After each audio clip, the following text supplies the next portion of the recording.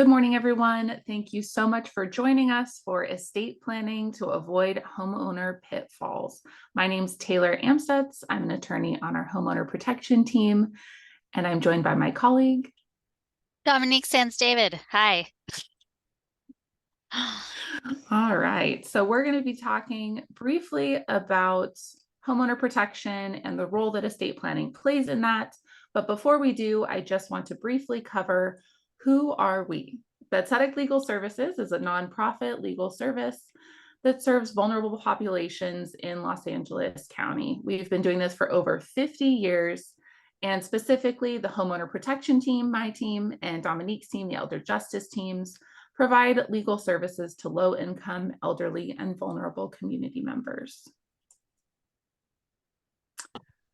So today we have a lot of topics that we're discussing in a very short amount of time. We're going to go over the importance of estate planning, and we're also going to discuss a few homeowner legal rights, the mechanics of holding title, just very briefly, but we also provide resources on how to find more information regarding these topics, as well as some common legal pitfalls, specifically in the property tax region, some do's and don'ts to avoid scams, and then we will also have a resources slide at the end, as I mentioned. At this point, I'm going to turn it over to Dominique to talk to you about estate planning. And this is really just sort of like a snapshot of what estate planning is. I'm not going to get into details about anything, but this is just so you know all the tools that we use at our agency.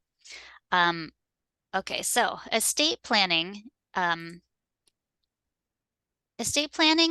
happens at you're planning for two potential things. You're planning for if something happens to you before death, and then you're planning for after your death.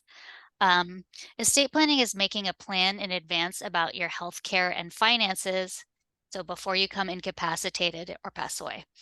And like the decisions that you would want someone to make for you during your life, during your incapacity are, healthcare decisions, maybe bill paying, how to prioritize spending. And then the decisions you would make after death are decisions about your remains and asset distribution. After death, most people have a few bills to pay, accounts to close, and some things, whether or not traditionally valuable, that they want to pass on to someone. Next slide. Okay, so I think it's useful to talk about how property passes upon death, and then we can talk about how the different estate planning tools will affect that. How property transfers at death depends on these factors listed on the slide. First, the title and characterization of the property, meaning how title is held and how it was acquired, like if it was acquired by spouses through community property or a tenancy in common or joint tenancy, which I think Taylor will talk a little bit about later. The second factor is that affects disposition of property upon death is if any estate planning or designations were made. And then the third factor is the value of the property and whether it's real property like a home or personal property like cash in a bank. I can give you a quick example. Let's say Mary owned a house and she passed away. The first thing I would look at to determine how her property will be disposed is how her house was owned. So if Mary was married and the house was held by the couple as husband and wife, as joint tenants or as community property, the house would pass automatically to the surviving spouse. Even if there's no will or trust or any estate planning, it passes by operation of law automatically. But if Mary was single and owned the house on her own, whether or not she did planning becomes crucial. This will determine to whom the house passes and whether there needs to be court involvement. Next slide. There are a lot of reasons why we want to plan in advance, and protecting your home is just one of them. The first thing is autonomy and legacy. It's always important for us to make our decisions now and express them for how we want things to go in the future. Um, you know, which planning tool, which may be most helpful, it really depends on our individual situation. Um, but I think everyone wants to, prevent emergencies in the future and prevent their loved ones from having to guess about what they want done. Um, so another reason to do your advanced planning is to avoid costs. A lot of times, court interventions are very, very expensive.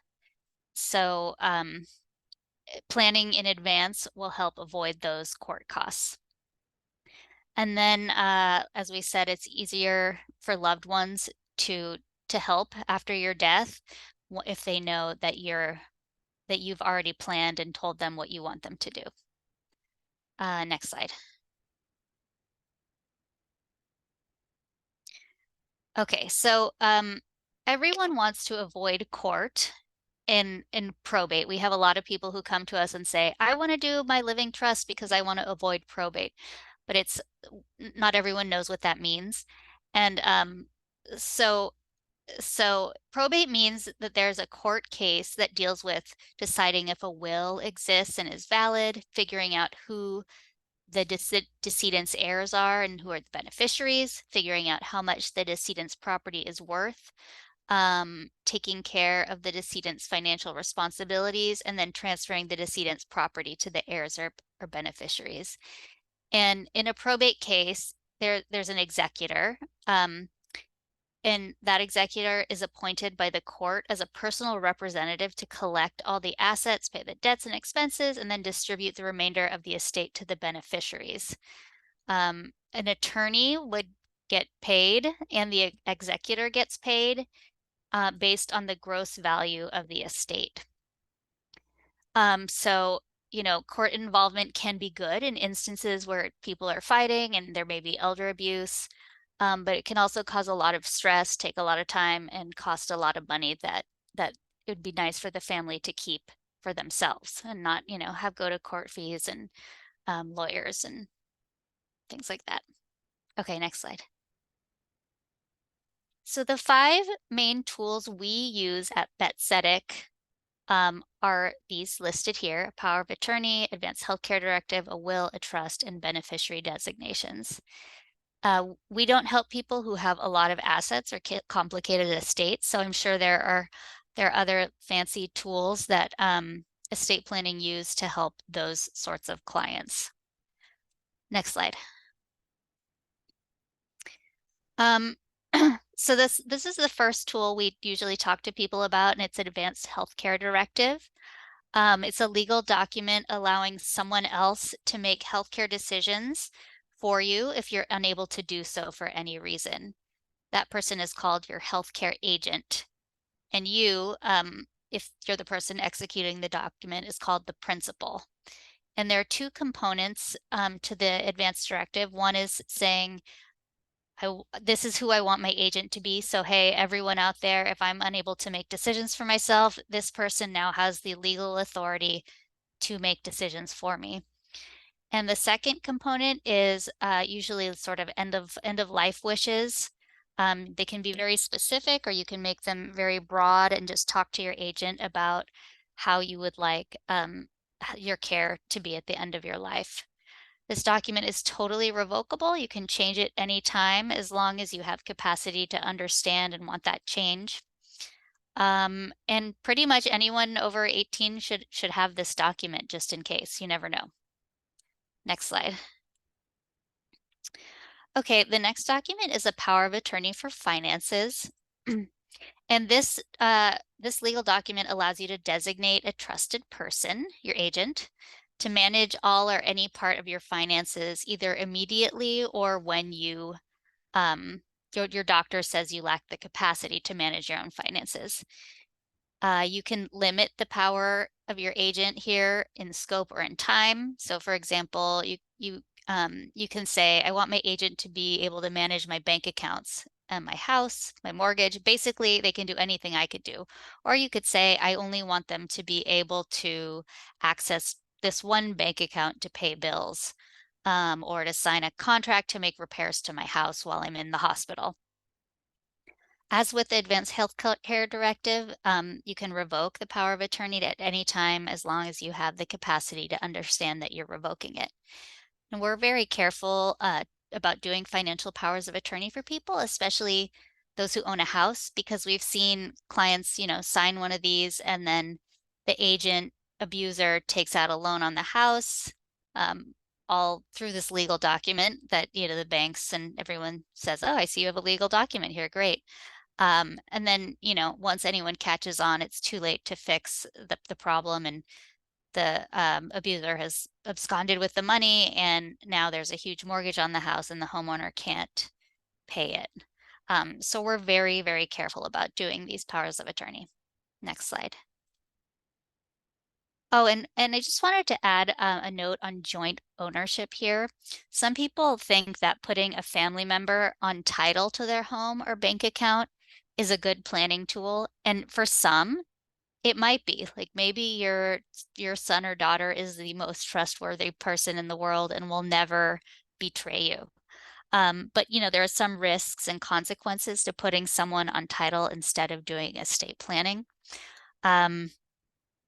So an example would be like if I said, oh, I'm going to put my son on my bank account so he can pay my bills for me if something happens.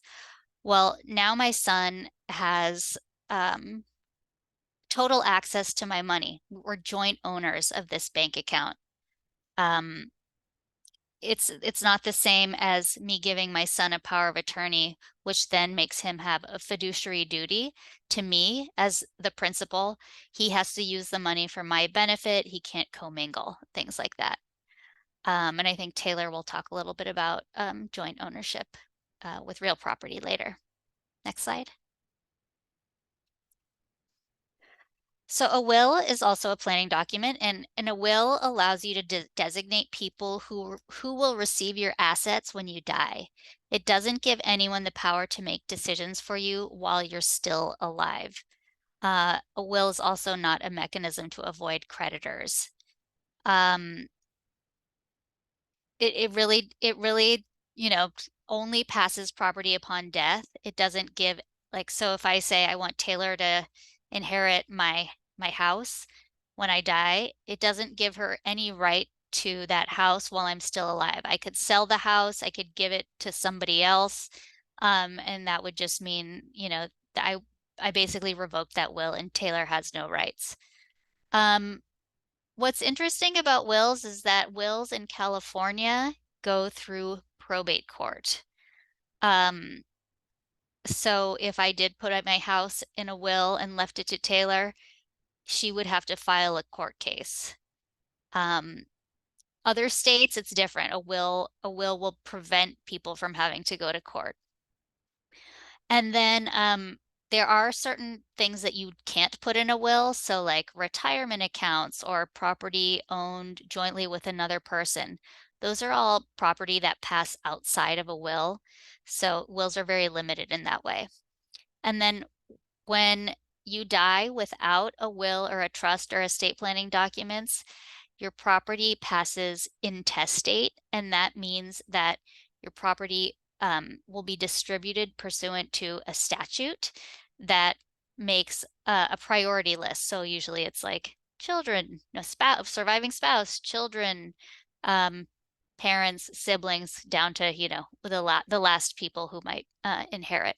And the state doesn't get anything. It just means that the property passes according to the statute. Next slide. Okay, so a trust, this is the last, no, I think this is the fourth of the 5 documents. It's a legal document that we use to transfer property upon death so that the court doesn't have to be involved in distributing the estate like it does if you just have a will. I'll give you an example of what I mean. So if I write a will saying my house goes to Taylor, and my executor is my brother, that means that my brother will represent my estate in making sure my taxes are paid, my debts are paid, and Taylor gets the property. If I just have a will, there will need to be a court case, pay the fees, publish a notice to creditors in a newspaper, send a notice of the court case to all my relatives, and take a lot of additional steps with the court to just get my house in Taylor's name. Now, if I wrote a trust, I'd give my brother authority without going to court to manage property for my benefit during my lifetime, if I became able to do so myself, and then distribute my house to Taylor after my death. My brother would probably still need help having to get the house in Taylor's name, usually legal help, but it takes less time and money than if the court was supervising the distribution. And sometimes the court still has to get involved in trust disputes if people said, that's my dog. If people say, if, Rita, if people say, oh, the trustee did something wrong, or someone, had her sign an amendment to that trust that, when she lacked capacity, so you can't avoid court involvement in all situations. Next slide, please. Oh, and here's here's an example of what it would look like to create a trust, because it's always a little ambiguous and it's hard to describe. But let's say I have a house and a bank account and I want to plan for my incapacity and death. So I sign a piece of paper that essentially just creates a legal relationship. And the legal relationship says that I want my trust, which is a separate entity from me, to own and control my house and bank account during my lifetime. Then when I die, I appoint whoever, my cousin, to make sure my house and bank account go to my daughter. And so I would title the name of my house now into the name of the trust. So let's say, here's my name. The house is owned by me, Dominique Sands David, an individual. But once I put my house in a trust, I title it as follows: Dominique Sands David, trustee of the Dominique Sands David Revocable Living Trust of whatever. And so now I, as the trustee, own my house instead of me as the individual owns the house. Next slide. And the last estate planning tool we have are transfer on death and beneficiary designations. And this is a way of transferring property on death that serve as an alternative to a will or trust. Court administration is avoided, and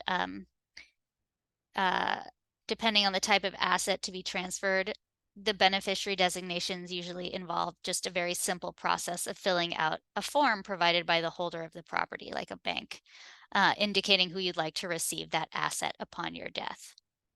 Next slide. And so this slide just lists a few things that you can do or think about today and give you and your family a little bit of peace of mind. Such as calling Social Security to designate a beneficiary, or updating your transfer on death designation with your bank, doing an advanced healthcare directive. We have a self-help packet we can always send you, and putting legacy contacts on your digital assets. So, Facebook or Apple or Google. These are things that'll help you and your family in the future.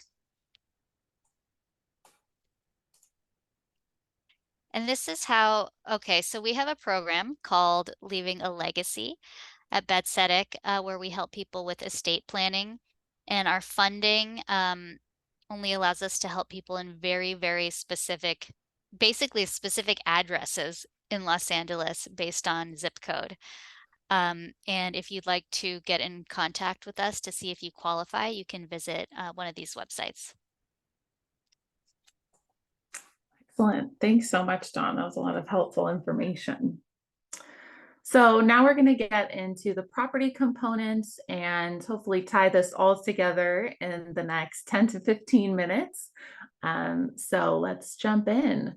When we're talking about property transfers, it's helpful to know just a bit of legal jargon. When I say delivery, transfer, deed, recording, they all have specific legal meanings beyond their typical English language meaning. So a transfer occurs when real estate ownership or interest passes from one person, the grantor, to another, the grantee. typically via a deed. The main document that we're all talking about is a deed, which is a signed legal document that transfers ownership of an asset to a new owner. The deed is not title, it is just the vehicle for transferring title. There are many kinds of deeds, and the one caveat that I would provide is that a grant deed guarantees the house hasn't been sold to someone else and it's not burdened by any undisclosed encumbrances, such as an outstanding lien or a mortgage. But a quitclaim deed, which is often a mechanism we see used and can be helpful, but it makes absolutely no promises. So it's just releasing a person's interest in the home, whether or not they even have any interest to release. And I think we're going to skip over delivery and recording, but we do have some helpful information on that a bit later. The best practice is to record any transfer in interest. It just puts the world on notice. So it is always best practice to visit the recorder's office and to make it public if you have an ownership interest. If you have questions about accessing your property records, you can contact the county recorder's office, which is linked here in our slides. And I believe it's at the end of our presentation as well. So we are not going to get really deep into property taxes today. You're fortunate for you, but I just want to briefly note that in the context of estate planning, there are important mechanisms for transferring property from, let's say, a parent to a child that would exempt you from property taxes, and it is definitely important to be aware of those. Property taxes are paid typically twice a year, usually directly to the property tax office or via escrow accounts if you and your mortgage lender have worked out that kind of arrangement. But around the world, taxes are calculated differently. In other parts of the world, they're often market-based.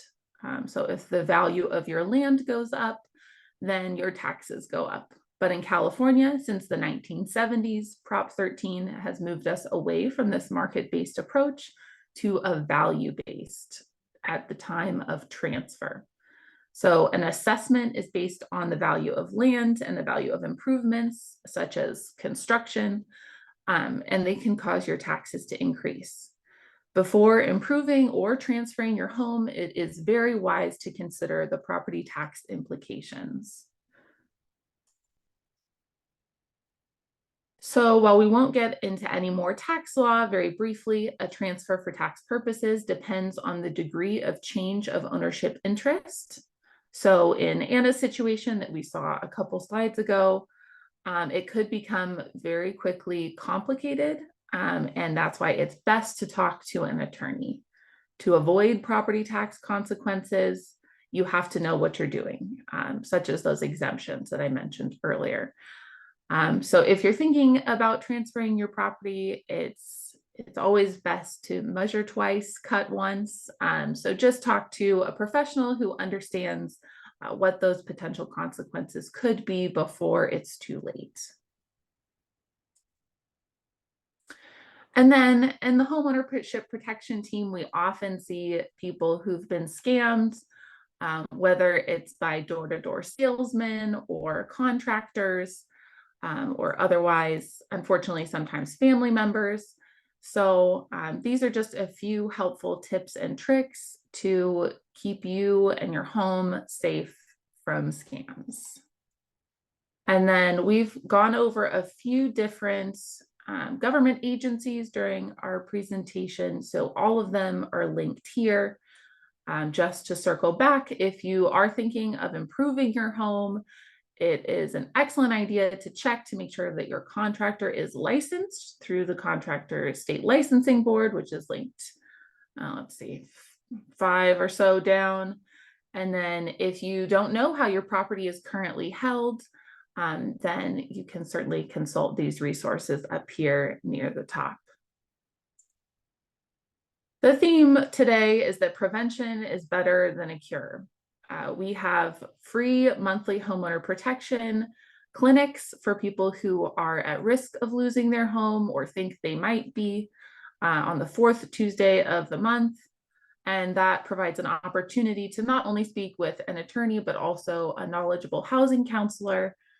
And as Dawn mentioned, we also have our estate planning services. So we have our contact information here for you, and encourage you to reach out if you have any questions. And if you have another legal issue, you can always contact our general intake line.